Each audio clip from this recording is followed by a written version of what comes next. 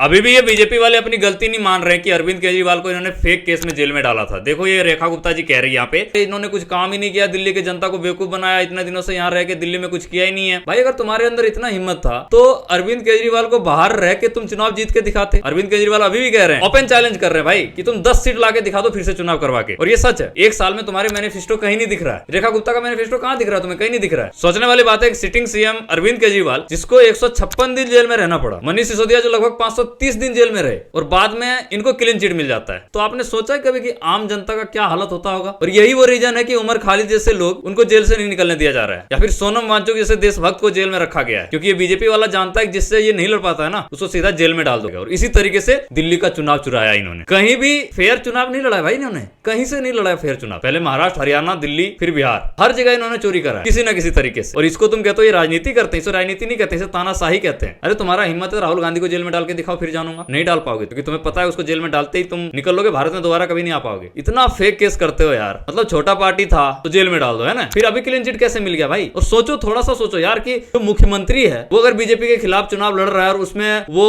भारी है बीजेपी से, वहां पे बीजेपी कभी नहीं जीत पाता अगर अरविंद केजरीवाल बाहर रहते तो। लेकिन अरविंद केजरीवाल जेल में रहे तभी बीजेपी को मौका मिला और तभी जाके बीजेपी दिल्ली में चुनाव जीत पाया है। सोचो एक आम आदमी जो जेल में होगा उनके साथ क्या होता होगा। हमारे तुम्हारे जैसे लोग अगर जेल में जाएगा कभी बाहर निकल पाएगा इन बीजेपी शासित राज्यों में? कभी नहीं निकल पाएगा भाई। ये तानाशाह है, प्रॉपर तानाशाह। लिख के देता हूं, अगर इनका राज रहा ना हमारे देश में, और तुम लोग जो इतना सोच रहे हो ना कि ये बहुत बड़े हिंदू धार्मिक पार्टी, ऐसा कुछ नहीं है भाई। योगी जी से एक मंत्र नहीं पढ़ा जा रहा था, ये हिंदू धर्म के पार्टी है। ये सिंपल है, ये तानाशाही कर रहे हैं और मानसिक गुलाम बना चुका है कुछ लोगों को, और कुछ लोगों को और बना रहा है। अभी करवा दो ना दिल्ली में चुनाव दोबारा से, देखूंगा कैसे जीत जाएगा तुम्हारा BJP. Arvind Kejriwal open challenge दे रहा है, करवा दो। मतलब क्या शर्म आनी चाहिए भाई इन्हें। और अभी भी ये लोग सफाई दे रहे हैं। रेखा गुप्ता के अंदर इतना हिम्मत है तो एक काम करे ना, ये अपने 5 साल में अरविंद केजरीवाल से अच्छा काम करके दिखा दे, दिल्ली में करके दिखा दे। नहीं करवा पाएगी क्योंकि वो एक कठपुतली है और नचाने वाला कौन है? मोदी, अमित शाह। इसलिए ऐसे लोगों को मुख्यमंत्री बना रखा है दिल्ली का। और दिल्ली का जनता बीजेपी के चक्कर में बेवकूफ बनते हैं। इनके पास बीजेपी के पास पढ़ा लिखा कोई नेता नहीं था, बहुत होशियार टैलेंटेड नेता नहीं था कि दिल्ली का मुख्यमंत्री उसे बना देते हैं। नहीं, किसको बनाया? रेखा गुप्ता। बाकी दिल्ली का भविष्य उज्जवल है अगले 4 साल के लिए। अगली बार ऐसी गलती कभी मत करना भाई। बीजेपी वाले बस मूर्ख बना के राजनीति करते हैं, ये बात हमेशा याद रखना। सोचो ना आम जनता का क्या होता होगा जेल में जो गया होगा। छोटी मोटे केस में, सारा चोरी के केस में जाता है, 5-5, 10-10 साल तक वो बाहर नहीं निकल पाता है। ये बीजेपी वाला चाल है ना, किसी को भी बर्बाद कर सकता है, क्योंकि ये तानाशाही चला रहे हैं भारत में।